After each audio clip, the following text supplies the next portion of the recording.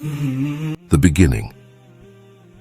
When Allah the Almighty willed to create our Master Prophet Muhammad, peace be upon him, who was the first to be created in light and the last and seal of the prophets, He looked upon His creation and divided them into two groups. He placed our Prophet Muhammad, peace be upon him, in the best group, and He continued to choose the best from the best, referring to the pure and noble lineage of the Prophet from Adam to Muhammad, peace be upon him, from the pure loins of men to the pure wombs of women. There was no trace of the ignorance of illicit relationships in his lineage, but he came forth only from lawful unions until he honored this existence, peace be upon him. We begin with his grandfather, Abdul Muttalib, the first grandfather of the Prophet. Abdul Muttalib was a title, not his real name. His real name was Shaybah al-Hamd. So where did the name Abdul Muttalib come from?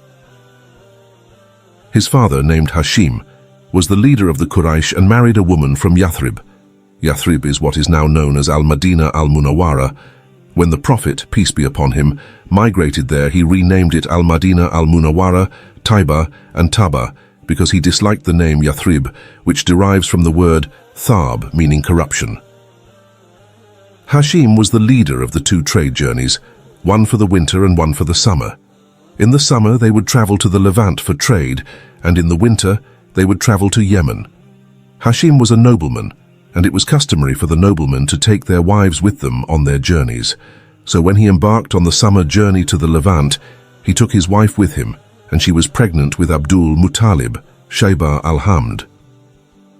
When they reached Yathrib, she went into labor and gave birth to him. Hashim left her with her family and continued his trade journey to the Levant. During his journey he passed away in Gaza, and was buried there, and hence the city was named Gaza of Hashim. Abdul Muttalib became fatherless and was raised among his maternal relatives, where he was known as Shaybah al-Hamd. Later, his uncle, Hashim's brother, named Al-Muttalib, came from Mecca and said to his mother, "My nephew Shaybah must return to Quraysh, as they are his people and kin. He has grown now and is a stranger among you. We are people of nobility, and it is not fitting for my nephew to remain with you."